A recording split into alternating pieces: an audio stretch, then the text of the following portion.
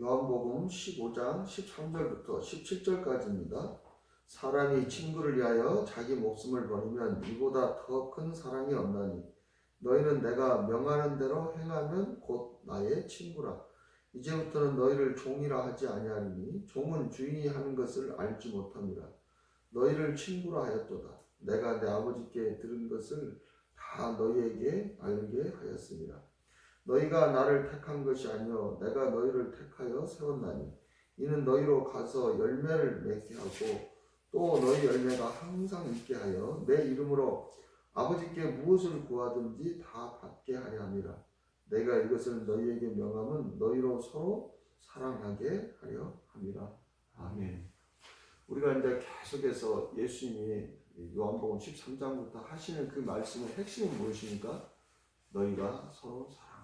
위에 12절에 보면 계명도 그러죠. 내 계명은 곧 내가 너희를 사랑같이 너희도 서로 사랑하라 하는 이것입니다. 예수님이 계속해서 예수님의 관심은요 다른 거 아닙니다. 너희가 뭘 가서 뭘 열심히 일하라, 뭐 사역하라 이런 것은 부차적인 것이고 가장 예수님이 제자들에게 당부하고 싶은 것, 이 제자들을 향한 그 예수님의 뜻은 뭐냐면 너희가 서로 사랑하라. 근데 어느 정도까지 사랑하라고요? 내가 너희를 사랑같이 서로 사랑하라. 예수님이 이 제자들을 어떻게 사랑했습니까? 정말 친구와 같이 예수님은 사실은 누구세요? 하나님이잖아요. 그러니까 예수님과 제자들의 이 신분의 차이는 이것은 같이 다닐 수 있는 그런 신분이 아니에요. 그렇죠? 하나님과 죄인이거든요. 같이 다닐 수 있는 그런 신분이 아닌데 예수님은 이 제자들에게 발을 씻겨주셨어요. 그러면 그 제자보다 더 낮아진 것이죠. 그죠? 제자들의 발을 왜 씻어주셨습니까? 예수님은? 그때 예수님이 말씀하셨죠. 뒤에 13장 보세요. 13장 14절에부터 보면 내가 주와 또는 선생이 되어 너희 발을 씻었으니 너희도 서로 발을 씻어주는 것이 옳으니라. 내가 선생이면서도 제자인 너희의 발을 씻어주는 것, 섬겼으니, 그러니까 더 낮은 자로 내려갔으니 너희도 서로 이렇게 서로가 서로에게 더 낮은 자로 내려가서 섬겨라. 그러니까 사랑은요 그런 거예요. 사랑의 가장 핵심은 뭐냐면 내가 상대방보다 더 낮은 자리로 내려가서 섬기는 거. 그게 사랑이에요. 사랑은요 우리는 보통 착각을 합니다. 내가 그 사람보다 더 높은 자리에서 뭔가를 지시하고 그런 것은 내가 너를 사랑해서 그러는 거야. 그게 아니에요. 사랑은 마치 종이 주인을 섬기는 것처럼 낮은 자리에 내려가서 그 사람을 섬겨주는 거. 그게 사랑이라는 거예요. 근데 예수님은 바로 그렇게 내가 주와 선생이 되어서 너희의 발을 씻어준 것처럼 너희가 서로 상대의 낮은 자리로 내려가서 너희가 서로 섬겨라. 그런데 예수님 여기에서 그치지 않고요. 뭐라고 말씀하십니까? 13절에 사람이 친구를 위하여 자기 목숨을 버리면 이보다 더 큰 사랑이 없나니. 예수님은 이 제자들을 위해서 예수님이 친구라고 부르잖아요. 이 제자들을. 너희는 내 친구라. 근데 내가 너희를 위해서 내 목숨을 지금 버리러 가는 것이다. 이보다 더 큰 사랑이 없지 않느냐. 그러니까 너희들은 내가 너희를 발을 씻어준 그것을 넘어서 그것보다도 더 너희 자신을 위해서 서로 목숨을 내줄 만큼 그렇게 서로 사랑해라. 그러니까 이것은 무슨 이야기입니까? 한 생명의 공동체가 되는 거죠. 그러면 예수님께서 14절에 너희는 내가 명하는 대로 행하면 이렇게 행하면 곧 나의 친구가 되는 것이다. 이렇게. 그러면서 그 친구는 어떤 관계인가를 15절에 설명해 줍니다. 이제는 너희를 종이라 하지 아니하리니. 아까 그랬잖아요. 내가 너희의 주와 선생으로서. 주가 되고 선생이 된다는 것은 무엇입니까? 반대로 그 제자들은 종이고 제자가 된다는 것이죠. 원래는 그런 관계인데 예수님이 이 제자들을 어떻게 대해줬어요? 친구와 같이 대해줬죠. 왜요? 이 제자들은 예수님과 함께 있으면서 예수님의 계명을 지켰기 때문에 그러는 거예요. 예수님의 계명. 너희가 내 계명을 지키면 더 이상 너희를 내 계명 안에서 이 계명 안에서 살면 내 안에서 살면 너희를 더 이상 내가 종이나 제자처럼 너희를 대하지 않고 주인과 종의 관계는요, 완전히 명령을 내리는 거, 그 다음에 거기에 무조건 복종해야 되는 관계. 근데 예수님이 뭐라고 말합니까? 너희를 친구처럼 대해주겠다. 친구처럼 대해준다. 이 친구라는 그 말의 의미에는요, 친밀함이 있습니다. 친밀함. 그죠? 친구는 친밀한 거예요. 나이 차가 아무리 많이 나도요, 에이, 그냥 우리 10년 지기인데 뭐, 친구로 같이 지냅시다. 이렇게 하면은요, 형, 뭐, 언니 이렇게 했다가요, 그냥 친구가 돼버리는 거예요. 그러면 저는 형이었을 때는, 10년 형이었을 때는 어려워서 잘 말도 못하고, 또 10년 아래인 동생은 아유 내가 저 동생한테 무슨 이야기를 해 창피하게 이렇게 하면서 그냥 말 안 하는 뭐 이런 관계지만 친구가 되면은 그냥 스스럼 없이 벽이 없이 모든 것을 다 털어놓고 이야기하잖아요. 그죠? 또 주인과 종의 관계도 마찬가지입니다. 주인이 종에게 시킬 때 시시껄껄 모든 것을 다 설명해 주면서 시키는 거 아니잖아요. 그냥 속된 말로 그냥 하라면 해야 되는 거예요. 그죠? 우리가 군대에서 그런다고 하잖아요. 군대에서 명령을 내릴 때 그냥 명령을 내리기만 하면 되는 것이지, 대대장이 밑에 있는 뭐 부하들한테 다 이래서 이것을 해야 되니까 이걸 해라 이렇게 말하지 않잖아요. 그냥 해 하면 그냥 끝나는 거예요. 원래 예수님과 우리의 관계는 그런 관계인데, 그런데 예수님께서 너희를 그렇게 대하지 않고 내가 너희를 친구처럼 대해서 너희에게 아버지께서 나에게 가르쳐 주신 그 모든 말씀들을 너에게 다 가르쳐 주겠다. 예수님 지금 이런 약속을 해주신 것입니다. 그러니까 이런 거예요. 예수님의 최대 관심은 서로 사랑하라. 너희가 서로 사랑하면 그때 비로소 너희는 내 친구가 될 수 있고, 내 친구가 될 수 있고, 또 내가 내 친구들에게는 내가 너희를 이제는 어떤 종으로 대하지 않고 너희를 제자로 대하지 않고 나의 친구로 대해주겠다. 그리고 나는 내 친구들에게는 내 아버지께서 말씀해 주신 그 모든 것들을 내가 너희에게 다 말해주겠다. 친구에게. 그러죠. 우리가 다른 사람에게는 말하지 않는 친구에게는 털어놓고 이야기하는 것들이 있잖아요. 그렇게 이야기하는 거예요. 그래서 오늘 예수님께서 지금 이 보혜사 성령에 대한 이야기, 너희는 마음에 근심하지 말라. 나를 믿으니 또 하나님 믿으라. 내가 가는 것은 내 아버지 집에 너희 거처를 마련하러 가는 것이다. 지금 이런 것들을 다 이야기해 주잖아요. 아무것도 염려하지 마라. 내가 다시 너희에게 올 것이다. 너희에게 와서 너희와 영원히 함께 할 것이고 너희를 고와 같이 내가 버려두지 않는다. 이게 지금 다 누구에게 말씀해 주신 것 같아요? 제자들에게. 어디에서? 식탁에서. 지금 예수님과 제자들의 이 관계를 우리가 한번 그림으로 그려보세요. 예수님이 제자들을 다 모아놓으시고 친구들이 같이 밥 먹는 것처럼 밥을 먹다가 갑자기 발을 씻어주시는 거예요. 그러면서 예수님이 말씀하세요. 야, 이제 나는 가는데, 아버지 집으로 가는데 나 없을 동안에 너희가 서로 사랑해야 된다. 내가 이렇게 왜 너희에게 발을 씻어주는지 아느냐. 서로 이렇게 낮은 자리에서 섬기고 사랑하라고 그런 것이다. 그리고 내가 이렇게 가는 것은 나를 위해서 가는 것이 아니라 너희를 위해서 가는 것이다. 내가 가지 않으면 너희에게 유익이 없다. 내가 가는 것은 아버지 집에, 그 영원하신 아버지 집에 너희의 거처를 마련하려고 내가 죽는 것이다. 무슨 말인지 이해하겠니? 이렇게 하면서, 그리고 내가 너희에게 당부하겠다. 이것은 내가 친구로서의 당부고 내가 선생으로서 주로서 너희에게 내가 당부하는데 너희가 서로 사랑해라. 어떻게? 내가 너희를 사랑한 거지. 내가 선생이면서도 너희의 발을 씻어주고 또 내가 죽는 것은 너희의 거처를 마련하기 위해서 내가 죽는 것이다. 이보다 더 큰 사랑이 어디 있냐. 내가 너희를 사랑한 것처럼 이렇게 서로 사랑하면 너희는 이제는 내 제자가 아니라 내 친구가 될 것이다. 아니 너희는 이미 내 친구다. 그래서 내가 지금 너희에게 다 이런 이야기를 해주는 것이다. 그리고 그 뒤에 16절부터 너희가 나를 택한 것이 아니라 내가 너희를 택하여서 나니, 내가 너희를 이렇게 택한 것은 다른 이유 때문에, 다른 이유가 있어서 그런 것이 아니라 이렇게 많은 사람들 앞에서 예수님의 제자들, 나의 제자들은 이렇게 서로 사랑하는 자들이라는 것을 보이기 위해서 내가 너희를 택한 것이다. 자, 봐라. 나도 내가 너희를 사랑하기 때문에 너희를 제자로 종으로 대하지 않고 친구처럼 대하고 있지 않느냐. 그죠? 아주 그 종살이를 하는데요. 그 주인이 아주 친절하신 분이에요. 그 주인이 아주 겸손하면요. 주인과 종의 관계가 어떤 관계가 되겠어요? 마치 친구의 관계로 되겠죠. 그죠? 막 친구처럼 두 사람이 막걸리 먹으면서 이야기해. 그래서 사람들이 옆에 와서 물어봅니다. 아, 두 분이 친구십니까? 이렇게 이야기하니까 종이 그러는 거예요. 아니에요. 이분은 나의 주인님이세요. 이러는 거예요. 이게 그러면 뒤에 있는 사람들이 깜짝 놀라는 거예요.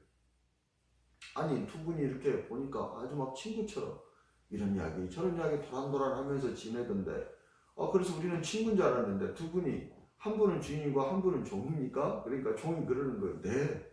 원래 우리 주인님이 그러는 거예요. 그러면 우리가 어떻게 생각하겠어요? 야, 저 주인이 저 종을 엄청나게 사랑하는구나. 이렇게 생각하겠죠.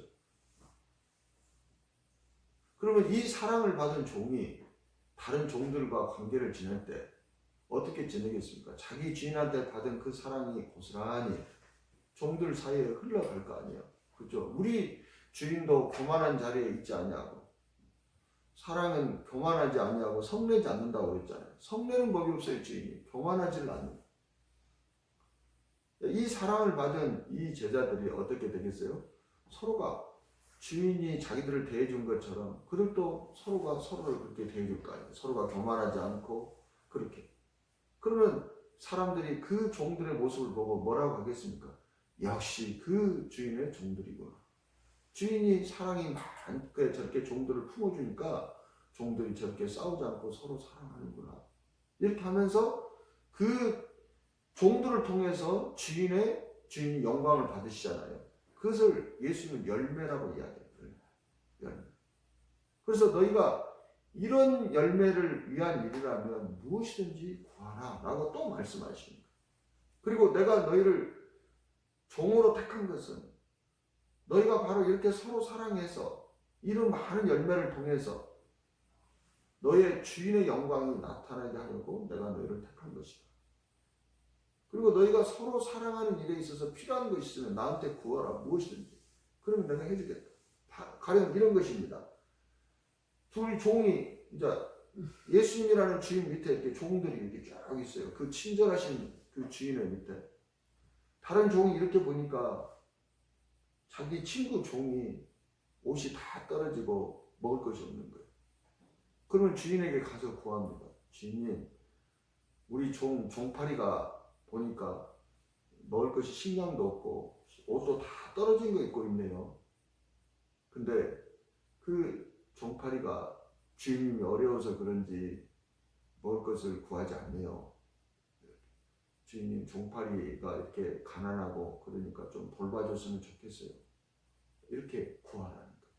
그러면 그 주인이 모든 종들을 다 사랑하는 주인이 다른 사람으로부터 다른 종으로부터 그 이야기를 듣고 가만히 있겠냐고. 이 종들을 다 똑같이 사랑하니까 그 주인이 그래서 내가 몰랐네. 아이 그 자식 좀 필요하면 나한테 와서 달라고 이야기를 하지 그놈은 꼭 그러더라. 이렇게 하면서 그래 고마워. 알았어. 내가 오늘 종파리 방에 가가지고 내가 필요한 거 다 밥이랑 내가 쌀이랑 갖다 놓고 옷이랑 사줄게. 이런 이야기. 무엇인지 구하라는 거예요. 이런 서로 사랑하는 일로. 왜? 이 일은 주인이 기뻐하는 일이잖아요.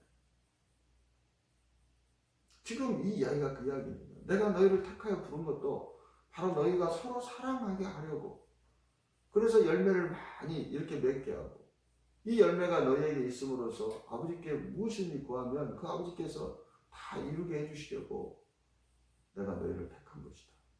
그게 16절입니다. 너희가 나를 택한 것이 아니요 내가 너희를 택하여 세웠나니 이는 너희로 가서 열매를 맺게 하고 또 너희 열매가 항상 있게 하여 내 이름으로 아버지께 무엇을 구하든지 다 받게 하려 합니다.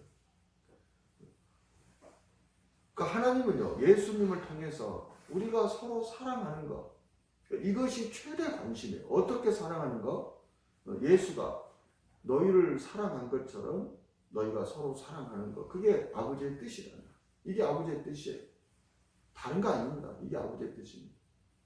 그러니까 우리가 이렇게 선교를 하는 것도 전도를 하는 것도 왜 선교를 하고 전도를 하는 거예요? 사랑 때문에 하는 거예요. 사랑. 왜 저들에게 복음이 들어가게 해주세요 합니까? 그들이 이 복음이 아니면 지옥으로 멸망할 수밖에 없는 거잖아요.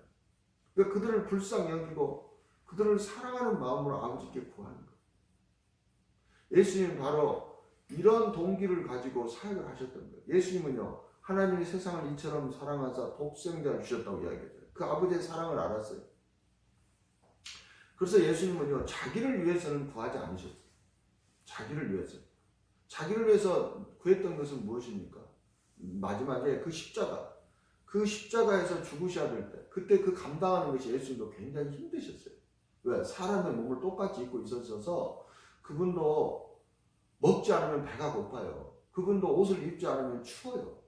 그분도 수치를 아시는 분이에요. 부끄러움을 아시는 분이에요. 우리가 똑같은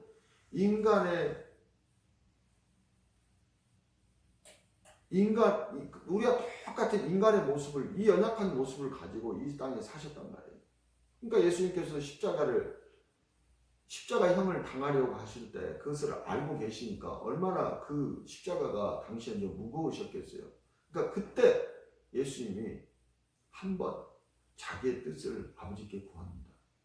그죠? 그 전에는요, 한 번도 자기의 뜻대로 아버지께 구하지 않습니다. 예수님이 오병이어의 기적을 베푸신 것은 무엇 때문에 그랬어요? 그 무리들을 불쌍히 여기사. 무리들을 불쌍히 여긴 거예요. 이 가난한 무리들. 그래서 오병이어의 기도를 한 거예요. 하나님께 감사하면서 아버지, 이들이 먹을 것이 없는 가난한 자들이요. 이들이 이제 이 빈 들에서 먹을 것이 없습니다. 이들이 집으로 다시 돌아가려면 중간에 가다가 기진할 수도 있습니다. 아버지, 이들에게 먹을 것을 주시옵소서. 사랑 때문에 구한 거, 욕심 때문에 구한 것이잖아요. 그러니까 오병이어의 기적이 일어난 거예요. 나사로를 살리실 때에도 예수님이요, 자기의 이름을 높이려고 자기의 영광을 나타내려고 한 것이 아니에요. 그 나사로를 불쌍히 여기셨던 거예요. 그 불쌍히 여기는 마음으로 아버지께 구한 거예요. 사랑하는 마음으로. 그러니까 저 여러분이 모든 것들을 기도를 할 때, 다른 사람을 위해서 기도할 때, 그 다음에 우리가 축사를 할 때, 또는 다른 사람의 병을 고치기 위해서 기도할 때, 모든 그 기도의 동기는 뭐냐면 그 사람을 사랑하는 마음을, 그 사람을 위해서 내 생명을 내줄 수 있는 그 정도의 마음을 가지고 기도를 할 때 그 기도가 응답이 되는 것입니다. 그 마음을 가지고 무엇인지 구하라는 거예요. 그러면 아버지께서 이루어 주시죠. 내 이름으로. 하나님 아버지, 가는 데를 예른 겁니다. 예수님께서 나를 위해서 자기의 생명을 주신 것처럼 나를 사랑하셨습니다. 내가 이 사랑을 가지고 이 형제를 위해서 기도합니다. 여러분 중보 기도할 때도 마찬가지. 여러분 누군가를 위해서 기도할 때 그 마음을 품고 기도하면 아버지께서 이루어 주신다고 오늘 성경이 우리에게 가르쳐 주겠습니다. 그래서 우리가 중보 기도가 중요한 거예요. 내가 나를 위해서 물질을 구하면은요, 자칫하면 이것이 욕심에서 나온 기도가 될 수 있거든요. 근데 우리가요, 가만히 생각해 보세요. 우리 조복순 집사님이 잘 살아. 근데 제가 우리 조복순 집사님 위해서, 하나님, 우리 조복순 집사님이 지금 아파트 30평에 사는데 80평으로 이사가게 해주세요. 이런 기도가 나오겠습니까? 안 나오죠. 사촌이 땅을 사면 배가 아픈데 그런 기도는 나올 수 없어요. 내 자식을 위해서는 그런 기도가 나오겠죠. 그것은 정욕을 위한 기도가 되기 쉽다, 그런 이야기예요. 그죠? 나를 위한 기도, 내 자식을 위한 그런 물질의 기도, 이런 기도는 그게 정욕이에요. 근데 다른 사람, 특별히 원수, 나를 핍박하는 자. 우리 조옥순 집사님 나를 핍박을 해요. 근데 조옥순 집사님이, 나를 핍박하는 조옥순 집사님이 아주 어려운 형편에 처해가지고 사업이 망해가지고 지금 막 먹을 것도 제대로 없어. 근데 내가, 그래, 우리 조 집사님이 나를 핍박해서 믿기는 하지만 그래도 저렇게 사업이 망해가지고 기죽어 있고 저런 모습을 내가 볼 수 없다. 이렇게 하면서 하나님께 기도할 때 그것은 무엇 때문에 기도하는 거예요? 그게 원수를 사랑하는 거예요. 하나님 아버지, 그 집사님한테 내가 받은 상처가 너무 많고 내가 믿지만 그러면 어떡합니까? 그래도 그 딸이 예수를 믿는 우리 형제고 자매고 또 이 어려운 형편 가운데 있는데 하나님께서 도와주셔서 다시 그 사업이 일어나게 해주세요. 이런 기도가 어떤 기도냐? 그게 사랑에서 나오는 기도다. 하나님은 이런 기도를 기뻐하시고 그런 기도에 응답해 주신다 그런 이야기예요. 그래서 우리가 바른 말씀 안에서 교회가 건강하게 성장하게 되면요, 그 교회에 이런 물질의 축복이나 이런 회복 같은 것들이 일어나는 거예요. 그런 동기를 가지고 기도하기 때문에. 근데 우리가 그런데 반대로 야고보서 4장 3절에 그러죠. 너희가 구하여도 받지 못하는 것은 구하지 않기 때문이요, 또 너희가 정욕으로 잘못 구함이라 이렇게 이야기해요. 정욕으로 구하는 것은 잘못 구하는 거예요. 거기는 역사하지 않습니다. 그것은 돈을 사랑하기 때문에 구하는 거예요. 그건 일만하게 뿌리가 되는 것입니다. 그것은 부하려 하는 욕심 때문에 구하는 거예요. 그것은 각종 시험과 올무에 빠지게 되는 거예요. 그러니까 그런 기도는 들어주지 않으셔요. 그래서 우리가 중보기를 갖춘다. 이렇게 기도를 할 때 누군가의 아픈 모습이 하면서 그것이 막 내 마음을 아프고, 그럴 때 아버지께 기도를 해요. 그럼 그 기도가 역사한다 그런 이야기. 이게 너희가 내 안에 거하고 내 말이 너희 안에 거하냐. 또는 내가 너희를 사랑같이 너희가 서로 사랑하는, 또는 그 계명을 지키며. 오늘 주님께서 그러잖아요. 내 계명을 지키는 자는 15절에 이제부터 너희를 종이라 하지 아니하라 그러니 종은 주인이 구하는 것을 알지 못합니다. 너희를 친구라 했느니 내가 아버지께 들은 것을 너희에게 다 알게 하였습니다. 너희가 나를 택한 것이 아니요 내가 너희를 택하여 세웠나니 너희로 가서 열매를 맺게 하고 또 너희 열매가 항상 있게 하여 내 이름으로 아버지께 무엇을 구하는지 다 받게 하려 합니다. 왜? 누구에게 지금 하는 이야기예요? 예수의 계명을 지킨 친구들에게. 14절 너희는 내가 명하는 대로 행하면 곧 나의 친구라. 그러면서 12절과 17절이 결론이 무엇입니까? 너희가 서로 사랑하라. 이것을 샌드위치 구조라고 이야기해요. 자, 12절에 계명을 말씀하십니다. 내 계명은 곧 내가 너희를 사랑같이 너희도 서로 사랑하라. 이렇게 하고 17절에 보세요. 끝날 때 내가 너희를 이것을 너희에게 명하면 너희로 사랑하게 하려 합니다. 이 12절과 17절 사이에 13절부터 16절은요. 서로 사랑하라라는 이 말을, 이것을 왜 서로 사랑해야 되는가를 가르쳐주기 위해서 안에 들어가 있는 안고예요.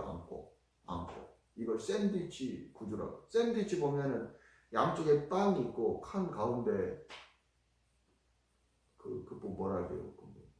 빵으로 치자면 안고. 그게 이렇게 들어가 있잖아요. 근데 그것과 마찬가지다 그래요. 너희를 내가 서로 사랑하라는 이유는 무엇이냐? 너희가 내 계명을 이렇게 지키면 너희는 내 친구라는 거야. 그러니까 서로 사랑해라. 그리고 너희가 이렇게 서로 사랑하면 내가 너희에게 모든 비밀을 다 말해주겠다. 내 친구에게는 말을 하잖아요. 모세보다 더 친밀한 관계가 되게 해주겠다. 출애굽기 33장 11절에 보면 모세를 하나님이 이렇게 말합니다. 사람이 자기의 친구를 대하여 이야기함 같이 여호와께서 모세를 대면하여 말씀하십니다. 그러니까 하나님과 모세의 관계는요, 사람이 친구가 서로 대면해서 서로 얼굴을 마주보고 사람들이 친구가 이야기하는 것처럼 여호와께서 모세를 그렇게 친구처럼 여겨주셔서 그를 모세를 대면해서 이야기해 줬다. 말씀하셨다. 이렇게 이야기하거든요. 그랬잖아요, 실제로. 시내산에 가서도 다른 사람들은 다 산 아래에 있었지만 이 모세는 산 정상에 올라가서 예수님을 이렇게 친구처럼 대면하고 예수님에게 말씀해요. 그래서 하나님의 얼굴과 모세의 얼굴이 서로 대면해서 이야기했기 때문에 모세가 시내산에서 내려올 때 모세의 얼굴에서 광채가 났던 거예요. 하나님의 영광, 빛이신 그분의 광채. 그리고 그 광채가 조금 있다가 사라진 것이죠. 그죠? 그렇지 않습니까? 그 광채가. 근데 이제 예수님은 어떻게 말씀하시냐면 그렇게 여호와께서 아버지께서 모세를 대면한 것 같이 한 것처럼 지금 예수님이 누구예요? 하나님이시잖아요. 내가 너희를 그렇게 대면해서 아버지께서 나에게 말씀해 주신 그 모든 것들을 너희에게 다 가르쳐주고 있지 않느냐. 이게 친구로서의 특권이죠. 내 계명을 지키면 이렇게 된다는 거예요. 너희가 서로 사랑하면 이렇게 된다는 거예요. 그리고 또 16절에 내가 너희를 부른 것은 너희를 서로 사랑하게 하려고 내가 너희를 부른 것이다. 내가 너희를 택한 것이다. 그리고 너희를 내 제자로 내가 세운 것이다. 그리고 너희는 이 일을 위해서 무엇인지 구하라. 그러면 아버지께서 너희가 내 이름으로 다 너희가 구하는 것들을 다 이루어 주실 것이다. 그러니 사랑하라. 그러니까 왜 사랑해야 되는지, 왜 서로 사랑해야 되는지 그 이유가 분명해지는 것이죠. 서로 사랑할 때 우리가 받는 유익이 무엇인지 그것이 분명한 것이죠. 그래서 12절의 계명으로 내가 너희를 사랑한 것 같이 서로 사랑하라. 이것이 너희의 계명이라 말씀하시면서 17절에 다시 한번 그 계명을 되새겨주는 거예요.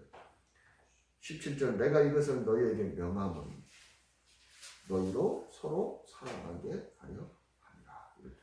자, 우리는 이 말씀을 보면서 하나님이 우리를 향하신 하나님의 자녀들을 향하신 하나님의 최대의 관심이 무엇인지 알겠죠? 무엇이에요? 서로 사랑하라. 어떻게 사랑하는 거예요? 하나님이 세상을 이처럼 사랑하신 것처럼.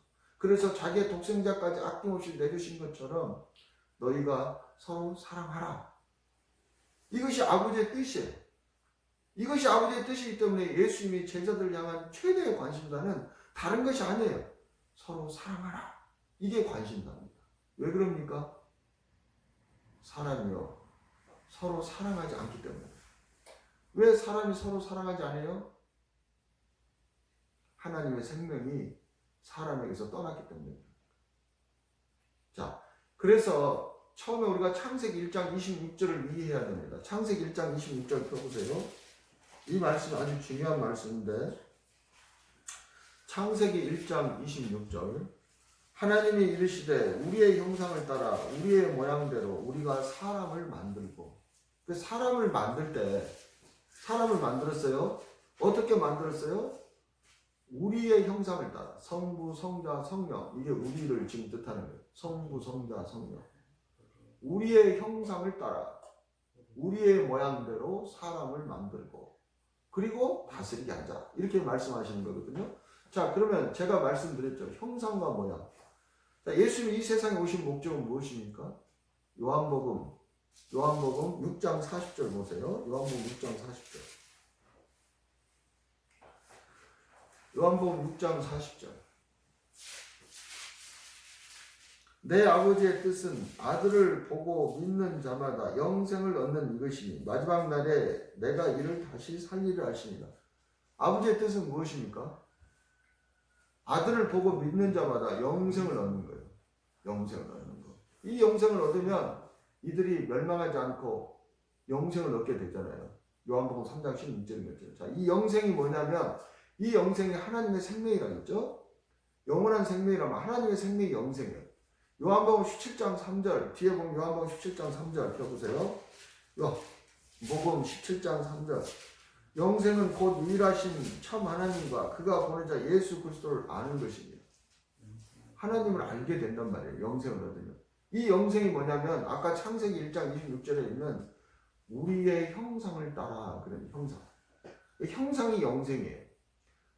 형상. 이 영상이라는 형상으로 영생이라는 형상을 따라서 사람을 지으면요. 이 사람에게서 모양이 나와야 되죠. 모양. 그 모양이 뭐냐면 그게 사랑이에요. 무슨 말인지 이해가 되십니까? 그러니까 하나님의 형상은 영생이고 하나님의 이 형상으로 지어진 사람에게서 나타나는 모양, 그걸 열매라고 이야기하죠. 열매. 그 열매, 그 모양은 바로 사랑이다. 그런 이야기예요. 그래서 영생과 사랑은 뗄래야 뗄 수가 없는 거예요. 영생이라는 형상에서 사랑이라는 모양이 나오는 겁니다. 영생이라는 포도나무의 그 가지에서 사랑이라는 열매가 나오는 거예요. 무슨 말씀인지 이해를 하시죠? 그래서 관심이, 자, 이제 내가 너희에게 영생을 이제 다 주었다, 너희에게. 그러니까 너희가 이제는 열매를 맺어야 되는데 그 열매는 바로 사랑이다, 사랑. 그래서 관심이 사랑인 거예요. 예수님이 영생이라는 나무를 심어 놓습니다. 이 나무에 달린 가지들이 제자들이에요. 그럼 예수님이 거기서 뭘 기대하겠습니까? 열매를 기대하겠죠. 우리 조국순 집사님이 지금 포도나무를 심었어요. 포도나무 심으셨나? 무슨 나무 심으셨나? 대추나무를 심으셨어요. 대추나무를. 자, 집사님 대추나무를 심으셨어요. 그 대추나무 가지에서 바라는 것이 무엇이에요? 무엇 때문에 심으셨어요? 대추 열매죠. 대추나무에서 열매를 거두기 위해서 대추나무 심은 거 아니에요. 대추나무 모양 보려고 심은 거 아니잖아요. 열매를 보기 위해서. 그러니까 우리 조집사님이 해마다 관심이 뭐냐면 금년에는 대추꽃이 피나 대추가 열리나 그게 관심이잖아요. 똑같습니다. 예수님이 영생이신 그 예수님께서 포도나무예요. 영생은 포도나무예요. 예수님이 영생이에요. 요한일서 5장 11절 보세요. 요한일서 5장 11절.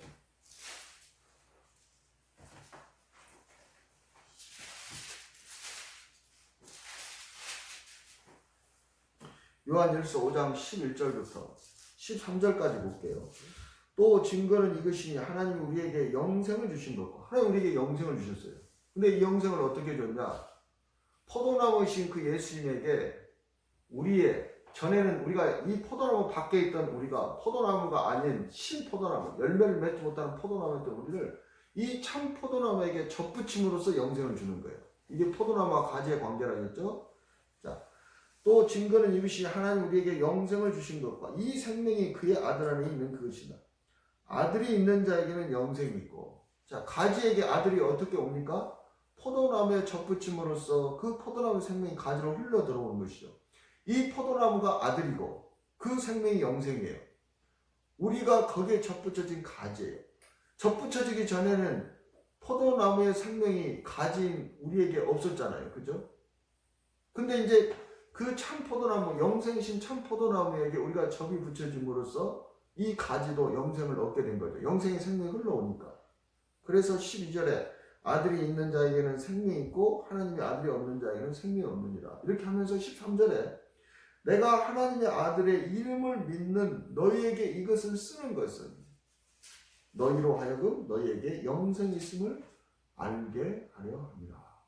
이들이 지금 어떤 자들이라고요? 요한일서 이 편지를 받는 자들이 반모섬에 사도 요한이 끌려가 있을 때 그때 교회 핍박이 엄청나게 심했어요. 그래서 이 교회를 다 떠나버리고 남아있는 자들에게 끝까지 그 믿음을 지키라고 쓴 편지가 요한일서예요. 그러니까 사도 제가 그랬잖아요.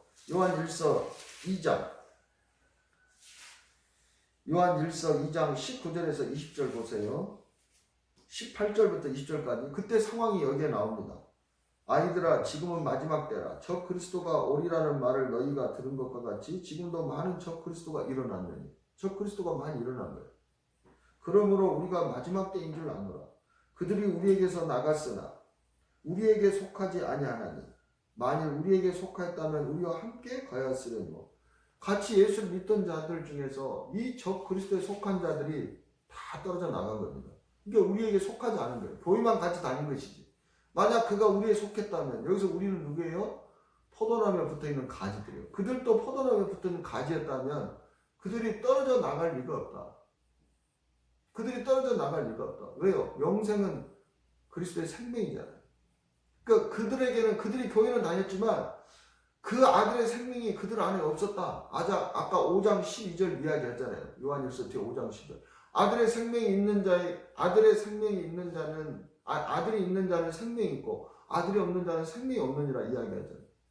그들이 우리와 함께 교회 공동체에 있었지만 그들이 떨어져 나간 것은 그들이 영생이신 예수님에게 붙어있지 않았기 때문에 그런 것이다.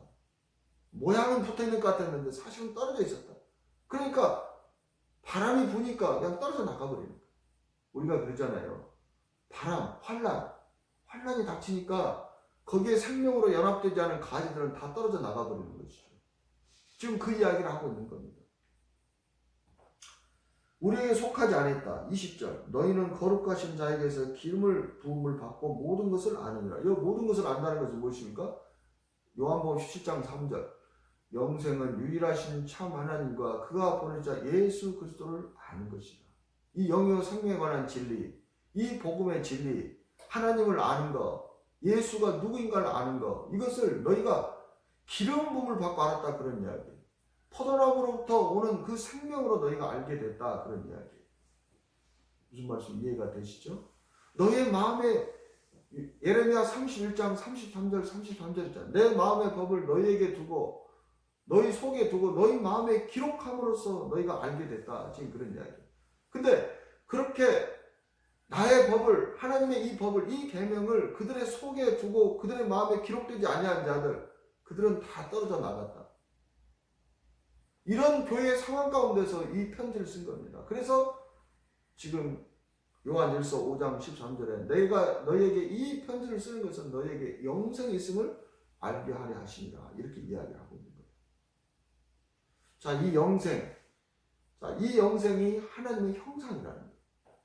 사람을 처음에 만들 때요, 흙으로 사람을 만듭니다.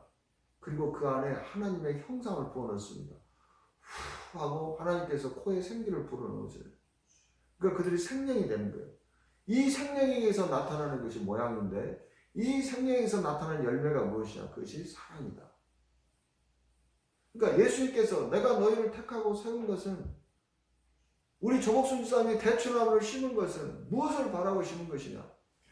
대추나무가 막 이렇게 굵게 자라고 대추나무가 가지가 막 이렇게 무성하고 그런 것이 아니고, 이게 뭐예요? 막 교회가 막 이렇게 부피가 커지고 사역을 막 이렇게 많이 하고, 그게 아니고 열매. 우리가 가지는 무성하고 막 나무는 대추나무는 이렇게 덩치는 커질 수 있지만 열매가 없을 수도 있잖아요. 그게 뭐예요? 그게 가지만 무성한 무화과나무의 비유잖아요. 그걸 어떻게 됩니까? 찍어버리는 거예요. 그게 아니고 열매. 응? 나무는 가늘고 가지는 무성하지 않더라도 거기서 열매가 좀 이렇게 달리면 기뻐하잖아요. 얼마나 기뻐합니까? 아이고, 이 작은 나무에서 이렇게 대추가 많이 열렸네? 얼마나 기뻐하는 거예요. 그러니까 예수님은요, 제자들을 택하고 세우신 그 목적이 너희가 열매가 항상 있게 하려는 것. 그리고 이 열매를 위해서 너희가 아버지께 무엇인지 구하라. 그러면 이 열매를 풍성하게 해서 아버지께서 너희가 구하는 모든 것들을 다 이루시리라. 예수님이 지금 이거 하나란 말이에요. 내가 너에게 영생을 준 것은 내가 너에게서 많은 열매를 얻기 위해서다. 그 영생의 열매가 뭐라고요? 그게 사랑이다. 그게 우리의 형상을 따라 우리의 모양대로 사람을 만들죠. 자, 우리가 그들에게 우리의 생명인, 우리가 서로 성부와 성자와 성령께서 이 서로 사랑할 수밖에 없는 것은 뭐냐면, 이 성부와 성자와 성령 안에 영생이라는 생명이 있기 때문에 그런 거예요. 그러니까 우리의 이 생명을 사람에게 불어넣어 주어서 우리가 성부와 성자와 성령이 마치 하나인 것처럼 사랑한 것처럼 사람들이 그렇게 서로 사랑하는 이 열매를 나오게 해서 이 세상을 다스리게 만들자. 이게 하나님이 처음 창조하신 사람의 모습이었어요. 근데 이 사람의 모습이 없어져 버렸잖아요. 우리가 그렇게 사랑하지 않잖아요. 성부와 성자와 성령처럼 사랑하지 않잖아요. 그것이 무엇 때문에 그러는 거예요? 죄로 말미암아 하나님의 생명이, 이 영생이, 하나님의 형상이 사람에게서 떠나버리기 때문에 그래요. 사람에게서 떠나버리기 때문에. 그죠? 그래서 이제는 그 하나님의 형상이 떠나버려서 서로 사랑하지 못하는 이 사람들에게 다시 그 하나님의 형상인 영생을 부어 넣어 주어서, 이제 이 영생을 부어 넣어 줬단 말이에요. 이제 대추나무를 사오면 심은 거예요, 집에다가. 그럴 때 예수님이 원하는 것은 무엇이냐? 이게 열매잖아요. 그래서 너희가 서로 사랑하라. 거기에 예수님이 관심이 있는 겁니다. 그래서 로마서 8장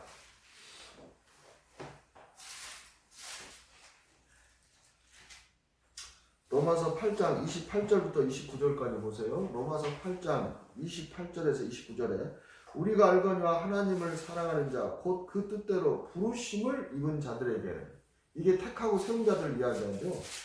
모든 것이 합력하여 선을 이루느니라. 선을 이루는, 모든 것이 여기 선을 이루는 것이 뭐예요? 서로 사랑하라 라는 이 열매가 나오는 겁니다.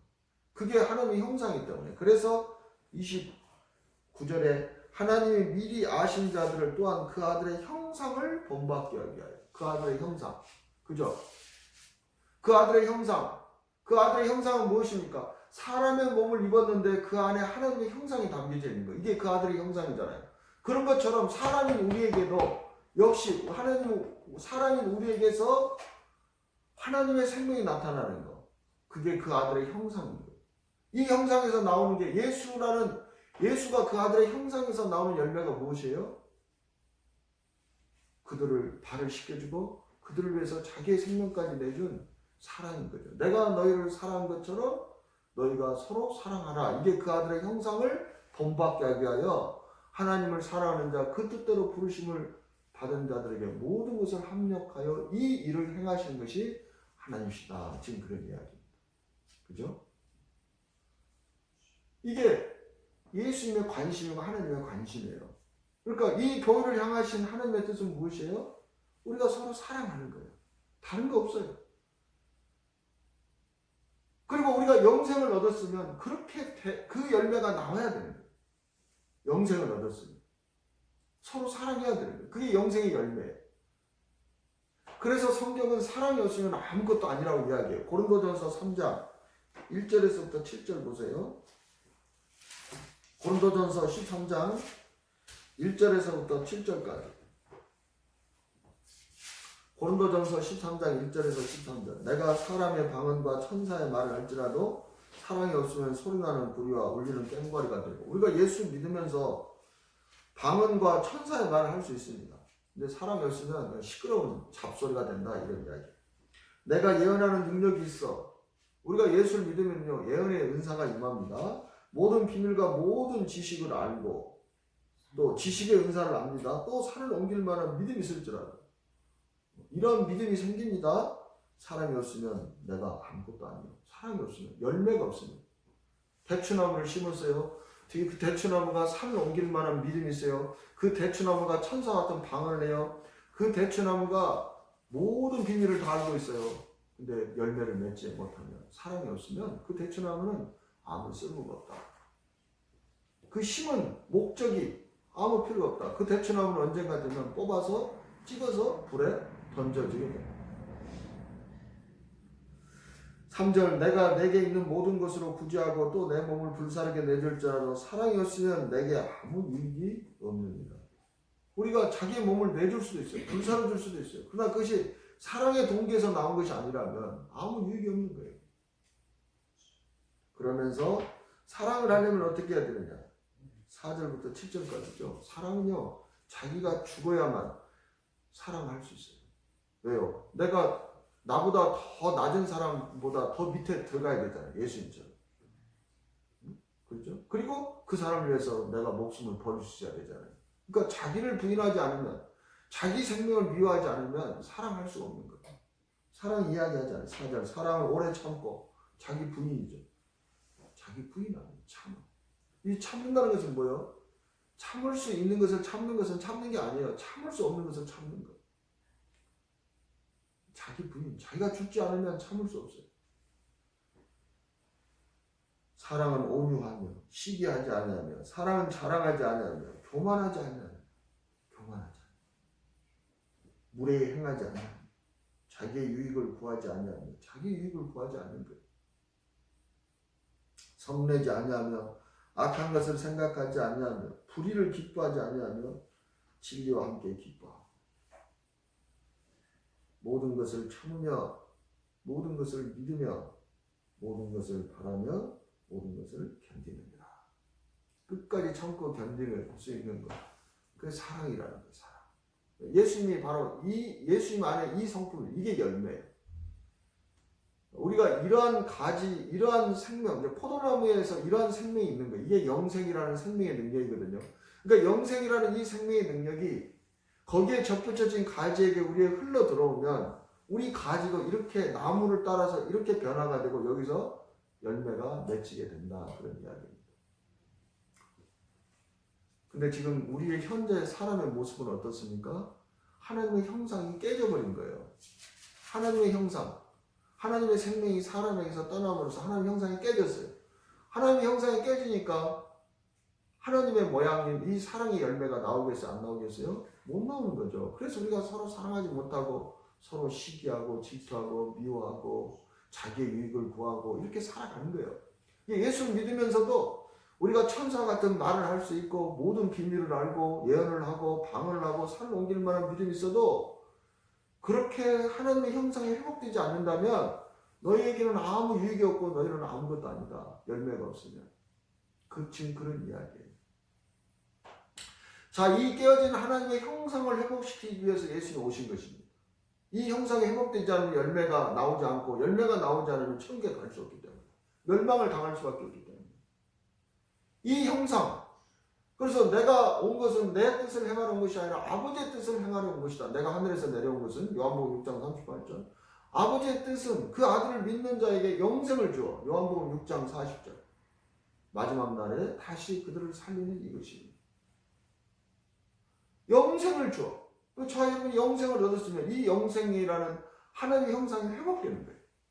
이 형상이 회복되면 그 다음에 이 하나님의 모양이 우리에게서 나타나야 되죠. 열매가 나타나야 되죠. 그 열매는 무엇이냐? 다른 것이 아니라 오직 사랑이다. 내가 너희를 사랑한 것처럼 서로 사랑하라. 즉 예수님의 계명을 지키는 것이 열매가 되는 것이다. 이게 지금 예수님의 관심사, 최대 관심사, 열매.